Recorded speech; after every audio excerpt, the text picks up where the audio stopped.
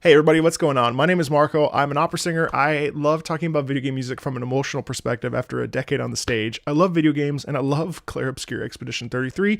I'm on a quest to review and talk about and or listen to 33 tracks from the game. Today we're going to be checking out Spring Meadows, Battling Breeze. Watch out! Here we go.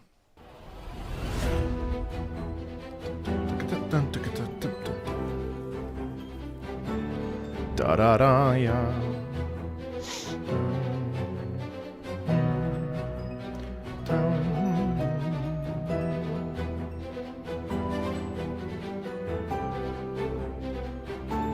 Ya da da da.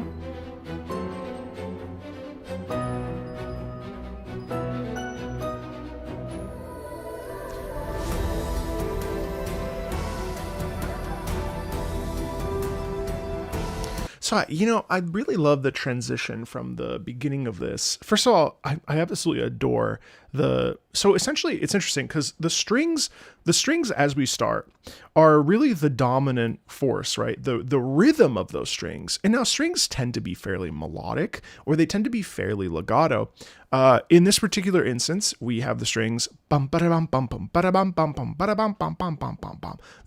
They're much more rhythmic, which I find kind of cool, but it's really the piano. And I should point out, after listening to this entire soundtrack front to back at least twice now, the piano features incredibly frequently, which is a delight. I mean, I grew up personally listening to a lot of piano music. And so for me, I'm like a pig in doo-doo. I'm just so happy because the piano is such an expressive instrument. Not all of them are expressive, but I feel like the piano's warm middle register, very nice and bright upper register, almost childlike, gentle upper register, and that deep, low, scary register, a really haunting lower register. There's so much variety in the piano, and I love the percussive hits of the hammers on the keys. Anyway, I love the way that it starts, and I love that the piano gets the melody. But the melody's very light here too, which is really fun because it goes boom, ba-da-dum, bum.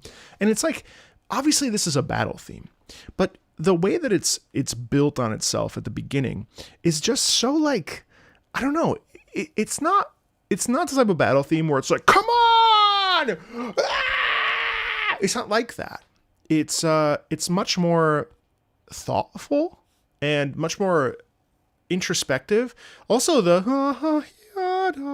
as we get into it, it really shifts and morphs around itself, which is really interesting. Let's start it over.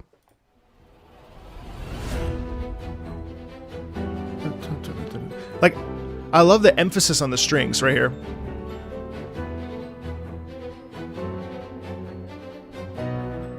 Da, da, da, da, yeah. There's still tension. Especially the strings, divine tension.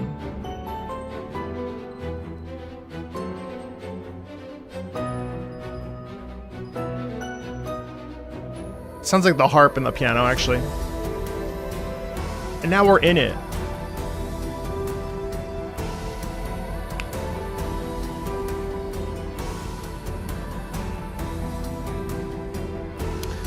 So something I just thought of while listening to this is the vocals. Now, this is probably one of the first sort of battles that we are having in the continent. And I think like there's a lot of mysticism within that echoey kind of combat sound. There's a bit of a feeling of like allure. There's mystery, there's a mysticism. I think like the hushed over vocals really add a layer of like, whoa, almost that, despite the fact that we're in a battle, which is by perception, that's what we're seeing. We're seeing the fact that we're in a conflict, right? But musically, there's also a little bit of that subtext of wonderment, right? Of like, oh my God, do you see that thing? Whoa. That thing is like got vines. You know what I mean? Like nothing is really one dimensional, and certainly not in this particular game, which has lots and lots of shades of gray. We don't know full truths. We don't really, there's a lot of three dimensionality to the characters. And so I think in this case, while this is a battle theme, there's also a degree of like, of of awe, right? Maybe even a little bit of like curiosity or excitement. Again, who knows? But I like the idea of it not just being like a battle theme, and instead it's like, a battle theme, and instead it's it also has a degree of wonderment or even like amazement, right? Which I think is kind of nice.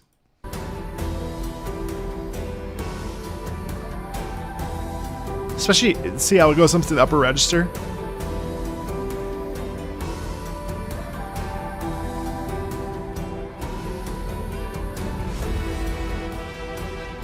And then the trumpets come in. Da, da, da, da.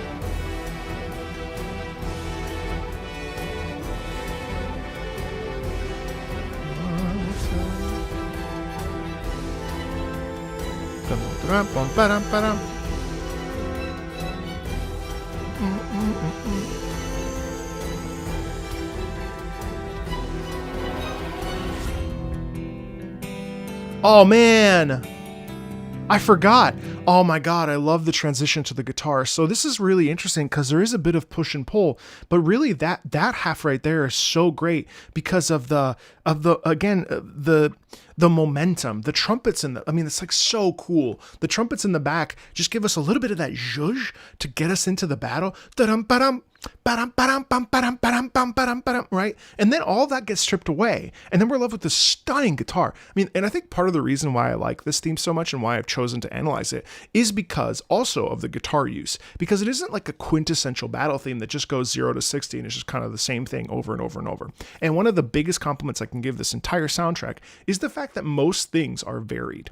Now, I don't think that you can listen to the entire soundtrack in your car. There are certain pieces that really benefit from the context. Now, they're good pieces. They're composed well, all that other stuff. It's a extremely well composed, just from like personal taste, right?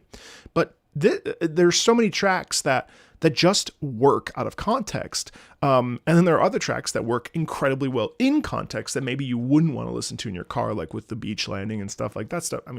Do your thing. But like for me personally, that's a song I'll skip over in the car. And that's actually how, side note to all of this, is that's how I judge soundtracks based on what's truly good to me is the car test.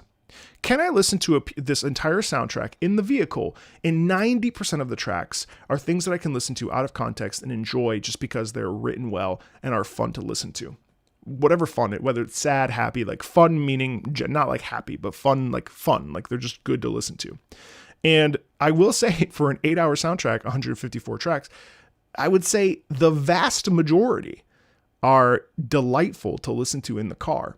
But that's a separate conversation. I love here when we march into this new idea with the guitar. And again, from an emotional perspective, you have to understand that a battle theme is a battle theme.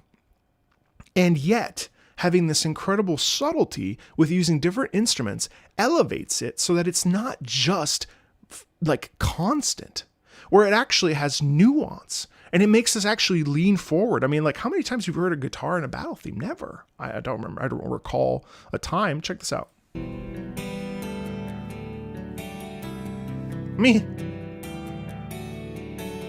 And that's sad. It's like we gotta do this, man. It's how do we gotta step into third gear? Right there, and then they add the chorus. Ba, sha, boy, sha.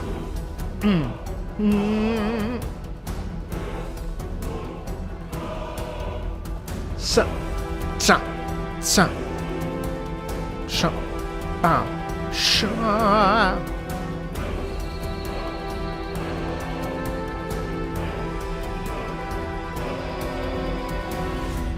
And I think we move past the mysticism of the first half, and now here we get this real deep, like, hey, ha.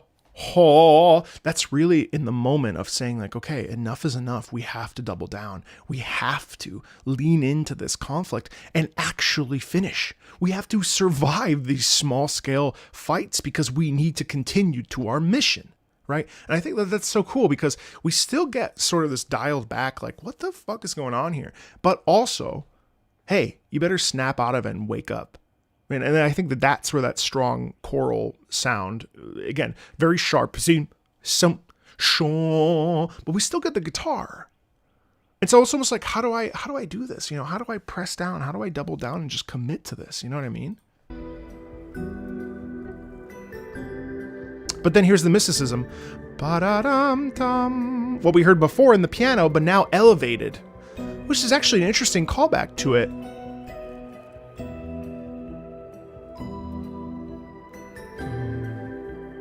Dum, da, da, dum, dum.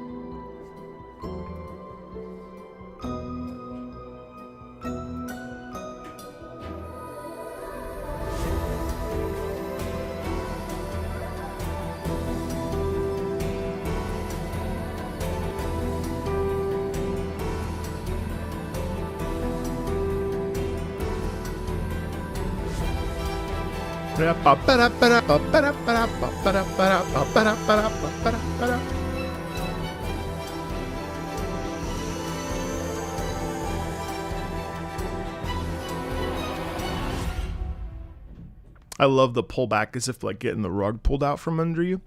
So I think, like, again, having the callback then with the sort of like ethereal sound that we have in the very beginning with the piano is a beautiful way of bookending the piece. But now that's mostly towards the end of it.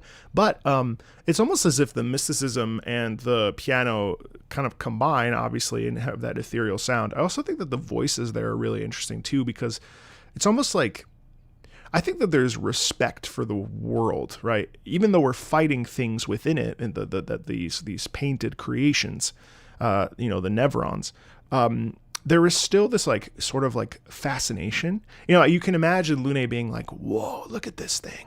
Oh my God, fire spell!" But at the same time, being like, "Whoa, look at the way that its skin is," or "Look at the fur. I studied this in my book." You know, whatever. Like none of that's accurate, right? But all of it's up for a wonderful interpretation. And these pieces are incredible at like eliciting a mood, and also just are amazing to listen to. Like, you don't have to do this analysis thing at all with any of these pieces. You can just enjoy them. But they're very rich and they're very deep, and they have a lot of like substance to them, and that's really fun for me to be like, oh, I wonder why we choose to harken back to that piano motif from earlier, but now we have the like heightened mysticism in it. I don't have the answers, but it's really fun to consider why. Anyway, if you like this sort of stuff, there's going to be a lot more stuff from Clair Obscur on the channel. Feel free to check out that. Feel free to check out my entire playthrough, and thanks a ton, and I'll see you later. Bye.